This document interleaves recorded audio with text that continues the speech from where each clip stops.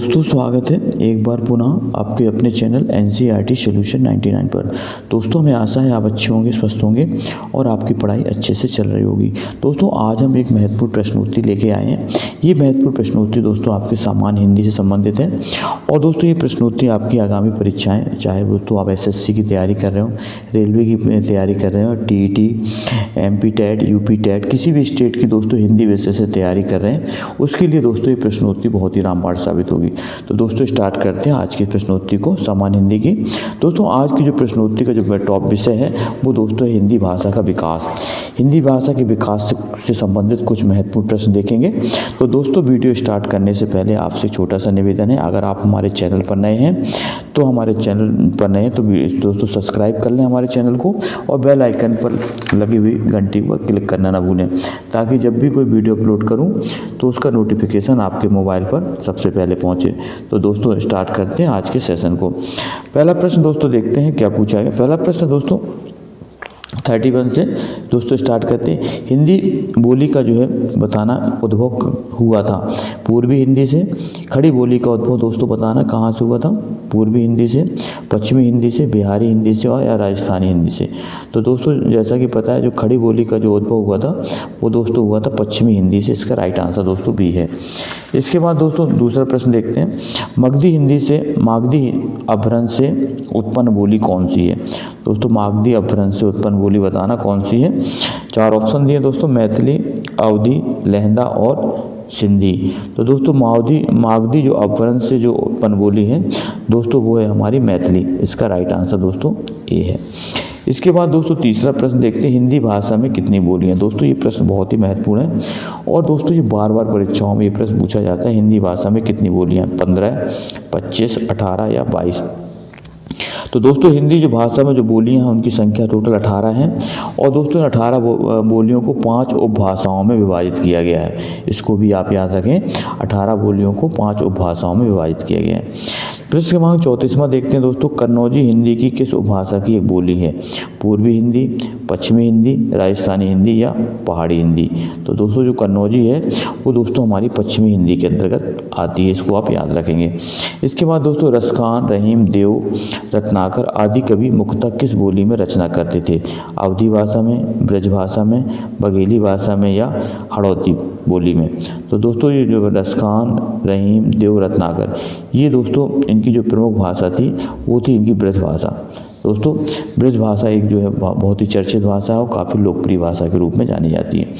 इसके बाद दोस्तों प्रश्न क्रमांक 36 देखते हैं। निम्नलिखित में से कौन सी एक बोली के पहाड़ी बोली है दोस्तों बताना है। मंडयाली, बांगरू, कोरबी और हड़ौती। तो दोस्तों इसमें बताना कौन सी एक पहाड़ी बोली है। तो दोस्तों इसका राइट आंसर ए है। मंडयाली जो है दोस्तों एक पहाड़ी बोली है। ये दोस्तों पहाड़ी क्षेत्रों पर बोली जाती है। इसके बाद दोस्तों प्रश्न क्रमांक 37 में पुरानी हिंदी, उर्दू और अंग्रेजी के मिश्रण से उत्पन्न नई जबान कौन सी है। पुरानी हिंदी, उर्दू और अंग्रेजी से जो मिश्रित जो है उत्पन्न नई जबान कौन सी। हिंदुस्तानी भाषा, मानक भाषा, पश्चिमी भाषा या साहित्यिक भाषा। तो दोस्तों इसका जो राइट आंसर दोस्तों वो है हिंदुस्तानी भाषा। इसके बाद दोस्तों 38वां पूछा गया है। निम्नलिखित में से बताना दोस्तों कौन सी जो है राजस्थान की बोली नहीं है। मारवाड़ी, बुंदेली, मेवाती और मालवी। तो दोस्तों जैसा कि पता है कि बुंदेली जो है राजस्थान की बोली नहीं है, ये दोस्तों बुंदेलखंड में बोली जाने वाली एक प्रमुख बोली है। पश्चिमी हिंदी के अंतर्गत आती है दोस्तों बुंदेली। देवनागरी लिपि का विकास बताना है कहाँ। देवनागरी लिपि का सर्वप्रथम प्रयोग कहाँ हुआ था दोस्तों बताना है। पाणिनिकृत अष्टाध्यायी में, अपभ्रंश साहित्य में, अमीर खुसरो की पुस्तकों में, जयभट्ट के शिलालेख में। तो दोस्तों इसका जो राइट आंसर है वो है जयभट्ट के शिलालेख में देवनागरी लिपि का सर्वप्रथम दोस्तों प्रयोग किया गया था। दोस्तों ये दोस्तों इसका उल्लेख दोस्तों 7वीं से 8वीं शताब्दी में दोस्तों इसका उल्लेख मिलता है जयभट्ट के शिलालेख में। प्रश्न क्रमांक 40वां दोस्तों पूछा गया। निम्नलिखित में से कौन सी बोली उत्तर प्रदेश की नहीं है। कन्नौजी, ब्रजभाषा, खड़ी बोली और जयपुरी। तो दोस्तों जैसा कि पता है जो जयपुरी दोस्तों ये जो है राजस्थान की प्रमुख बोली है, ना कि उत्तर प्रदेश की। इसके बाद दोस्तों प्रश्न क्रमांक 41 देखते हैं। 41 में क्या पूछा गया? प्रश्न क्रमांक 41 में पूछा गया है मध्यकालीन भारतीय आर्य भाषा का समय बताना। काल का समय कब से कब तक है? 500 ईसा पूर्व से 1000 ईस्वी तक, 1000 ईस्वी से 21वीं सदी तक, 1500 ईसा पूर्व से 500 ईसा पूर्व तक, और 500 ईसा से 1000 ईस्वी तक। तो दोस्तों बताना है कि इसमें कौन सी जो है भारतीय आर्य भाषा काल का समय है। तो दोस्तों इसका समय है 500 ईसा पूर्व से 1000 ईस्वी तक। ये दोस्तों भारतीय आर्य भाषा काल का समय है। इसके बाद दोस्तों प्रश्न क्रमांक हम देखते हैं 42 में क्या पूछा गया है? प्रश्न क्रमांक दोस्तों 42 में पूछा कि विद्यापति की जो पद हैं वो दोस्तों किस भाषा में रचित हैं, ये बताना। विद्यापति के पद, तो दोस्तों 4 ऑप्शन दिए, पहाड़ी, मैथिली, अवधी और पिंगल। तो दोस्तों विद्यापति के जो अधिकांश पद जो है वो मैथिली भाषा में रचे गए हैं, लिखे गए हैं। तो दोस्तों इसका राइट आंसर दोस्तों 42 का क्या है? बी है। दोस्तों विद्यापति को जो है दोस्तों इन्हें जो है मैथिल कोकिल के नाम से भी जाना जाता है दोस्तों विद्यापति को। प्रश्न क्रमांक 43 में पूछा गया कवित रत्नाकर किस भाषा में रचित है? ब्रजभाषा, अवधी भाषा, खड़ी बोली या दोस्तों राजस्थानी बोली। तो दोस्तों बताना 43 का राइट आंसर क्या होगा। तो दोस्तों कवित रत्नाकर जो है ब्रज भाषा में रचित एक प्रमुख रचना है और इसके लेखक हैं दोस्तों सेनापति। कवित रत्नाकर के रचनाकार सेनापति है।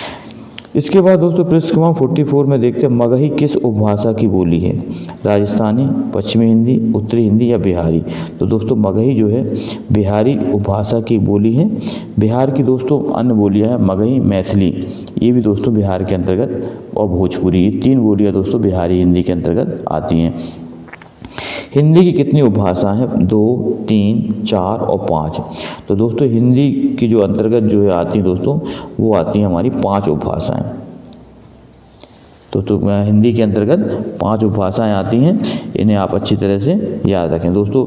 ये उपभाषाएं हैं, इनको 5 भागों में बांटा गया। पश्चिमी हिंदी, पूर्वी हिंदी, राजस्थानी हिंदी, पहाड़ी हिंदी और बिहारी हिंदी। ये दोस्तों 5 इनकी जो है उपभाषाएं हैं। घनानंद की काव्य भाषा थी खड़ी बोली, अवधी, भोजपुरी और ब्रजभाषा। तो दोस्तों घनानंद की जो काव्य भाषा थी वो थी दोस्तों ब्रजभाषा। इसका राइट आंसर दोस्तों ब्रजभाषा है। घनानंद दोस्तों रीतिकाल के कवि थे और इनकी प्रेमिका का नाम दोस्तों सुजान था। इनकी जो रचना है दोस्तों वो सुजान रसखान है, ये बहुत महत्वपूर्ण रचना सुजान सागर। इसके बाद दोस्तों दवा किस भाषा का शब्द बताना है? हिंदी, उर्दू, फारसी और तुर्की। तो दोस्तों बताना है दवा जो है किस भाषा का शब्द है? तो दोस्तों दवा जो है एक फारसी भाषा का शब्द है, ये दोस्तों एक विदेशी भाषा है। तौलिया जो है बताना दोस्तों किस भाषा का शब्द है? तुर्की, पुर्तगाली, हिंदी या उर्दू। तो दोस्तों तौलिया जो है दोस्तों ये पुर्तगाली भाषा का शब्द है। इसका राइट आंसर दोस्तों बी होगा।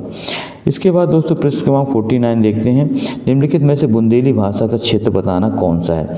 पानीपत, सोनीपत, कुरुक्षेत्र, झांसी, जालौन, दतिया, आगरा, मथुरा, भरतपुर, जयपुर, अजमेर या जोधपुर। तो दोस्तों बताना बुंदेली भाषा कहाँ बोली जाती है? तो दोस्तों बुंदेली भाषा बुंदेलखंड में बोली जाती है और जो बुंदेलखंड का दोस्तों वो एरिया है वो है झांसी, जालौन और दतिया। यहाँ दोस्तों बुंदेली भाषा का प्रयोग किया जाता है। इसके बाद दोस्तों प्रश्न क्रमांक 50 देखते हैं। 50 में क्या पूछा है? भारतीय संविधान की अनुसूची में कितनी भाषाओं को शामिल किया गया है? दोस्तों बताना भारतीय संविधान की अनुसूची में कितनी भाषाओं को शामिल किया? दोस्तों इसमें 4 ऑप्शन दिए हैं, 18, 15, 22 और 24। दोस्तों ये सभी प्रश्न बहुत ही महत्वपूर्ण हैं और ये दोस्तों ये हिंदी से संबंधित किसी भी एक दूसरी परीक्षा के लिए दोस्तों बहुत ही महत्वपूर्ण साबित होंगे आपके लिए, इसलिए इन प्रश्नों को आप बार बार अभ्यास करें। तो दोस्तों पूछा कि भारतीय संविधान की अनुसूची में कितनी भाषाओं को शामिल किया? 18, 15, 22 और 24। तो दोस्तों कुल जो है भारतीय संविधान में जो 8वें अनुसूची में उसमें दोस्तों 22 भाषाओं को शामिल किया, जिसमें हिंदी हमारी जो है दोस्तों राजभाषा है। हिंदी की मूल उत्पत्ति किससे मानी गई है? मागधी अपभ्रंश से, अर्धमागधी अपभ्रंश से, खस अपभ्रंश से या सौरसेनी अपभ्रंश से। तो दोस्तों बताना हिंदी की उत्पत्ति किससे मानी गई? तो दोस्तों हिंदी की जो उत्पत्ति मानी गई वो मानी गई दोस्तों सौरसेनी अपभ्रंश से। दोस्तों अगर आपने अभी तक हमारे चैनल को सब्सक्राइब नहीं किया है तो आपसे विनम्र आग्रह है कि आप हमारे चैनल को सब्सक्राइब कर दें और बेल आइकन की घंटी पर क्लिक करना ना भूलें, क्योंकि दोस्तों जब भी मैं कोई वीडियो अपलोड करूं तो दोस्तों उसके नोटिफिकेशन आपके मोबाइल पर सबसे पहले पहुंचे दोस्तों।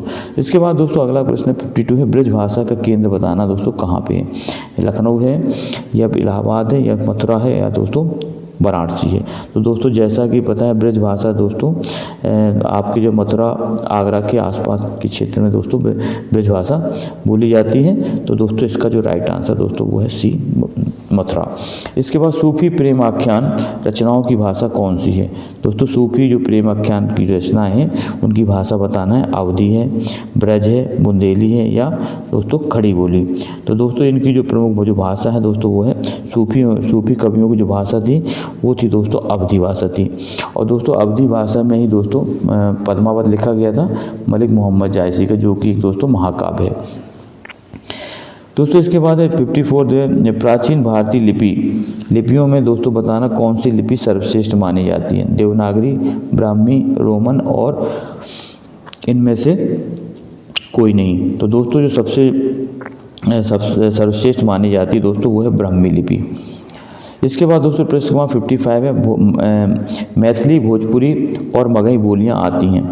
तो दोस्तों ये तीनों बोलियां दो है बिहारी हिंदी से संबंधित है। ये दोस्तों बिहार में बोली जाती है मैथिली, भोजपुरी और मगही बोलियां। तो दोस्तों ये बोलियां आती हैं पूर्वी हिंदी के अंतर्गत, पश्चिमी हिंदी के अंतर्गत, राजस्थानी हिंदी के अंतर्गत या बिहारी हिंदी के अंतर्गत। तो दोस्तों ये तीनों बोलियां बिहारी हिंदी के अंतर्गत आती हैं दोस्तों। इसके बाद दोस्तों प्रश्न क्रमांक 56 देखते हैं। 56 में क्या पूछा गया। 56 में पूछा गया दोस्तों गुजराती भाषा किससे विकसित हुई है। अर्धमागधी अपभ्रंश से, मागधी अपभ्रंश से, पैसाची अपभ्रंश से या शौर से यानी अपभ्रंश से। तो दोस्तों जो गुजराती भाषा विकसित हुई है दोस्तों वो ये शौर से यानी अपभ्रंश से। इसका राइट आंसर दोस्तों ये है। लहंदा दोस्तों बताना किस स्थान की भाषा है। पूर्वी पंजाब, पश्चिमी पंजाब, बांग्लादेश या दोस्तों कोंकण। दोस्तों जो लहंदा जो है बताना किस स्थान की भाषा है। तो दोस्तों लहंदा जो है भाषा है वो है पश्चिमी पंजाब की। इसका राइट आंसर दोस्तों बी है। इसके बाद भारतेंदु ने अधिकतर किस भाषा में काव्य रचना की। संस्कृत भाषा में, ब्रज भाषा में, हिंदी भाषा में या दोस्तों पाली भाषा ने। तो दोस्तों भारतेंदु हरिश्चंद्र ने जो अधिकांश रचनाएं लिखी थी दोस्तों वो लिखी थी दोस्तों ब्रज भाषा में। दोस्तों भारतेंदु का जो अर्थ होता है दोस्तों भारत का हिंदू। ये दोस्तों उन्हें उपाधि मिली थी। इनका वास्तविक नाम दोस्तों हरिश्चंद्र था। छत्तीसगढ़ी किस दोस्तों बताना किस भाषा की बोली है। पश्चिमी हिंदी, राजस्थानी, बिहारी या पूर्वी हिंदी। तो दोस्तों छत्तीसगढ़ी जो बोली जाती है दोस्तों छत्तीसगढ़ी जो है पूर्वी हिंदी के अंतर्गत, पूर्वी की हिंदी के अंतर्गत एक प्रमुख बोली है दोस्तों। दोस्तों अंतिम प्रश्न देखते हैं आज का 60वां प्रश्न। पश्चिमी हिंदी के अंतर्गत कौन सी बोली आती है। कन्नौजी, मेवाती, बघेली और दोस्तों मगही। तो दोस्तों पश्चिमी हिंदी के अंतर्गत जो बोली आने वाली बोली है दोस्तों वो है कन्नौजी। इसका राइट आंसर दोस्तों ये है। दोस्तों पश्चिमी हिंदी के अंतर्गत जो है जो बोली आती है दोस्तों उसमें कन्नौजी आती है, खड़ी बोली आती है, ब्रजभाषा आती है, हरियाणवी आती है और बुंदेली। ये दोस्तों पश्चिमी हिंदी के अंतर्गत 5 जो है दोस्तों बोलियां आती हैं। इसको आप अच्छी तरह से याद रखेंगे। तो दोस्तों ये थे आज कुछ महत्वपूर्ण प्रश्न। आई होप यू दोस्तों ये प्रश्नोत्तरी आपके लिए बहुत ही रामबाण साबित होगी। दोस्तों आपसे पुनः आग्रह है कि अगर आप हमारे चैनल पर नए हैं तो आप हमारे चैनल को सब्सक्राइब कर दें, वीडियो को लाइक कर दें और इस प्रश्नोत्तरी को ज़्यादा से ज़्यादा लोगों में शेयर करें। तो दोस्तों नेक्स्ट वीडियो में फिर मिलते हैं। तब तक के लिए दोस्तों जय हिंद, जय भारत, वंदे मातरम दोस्तों।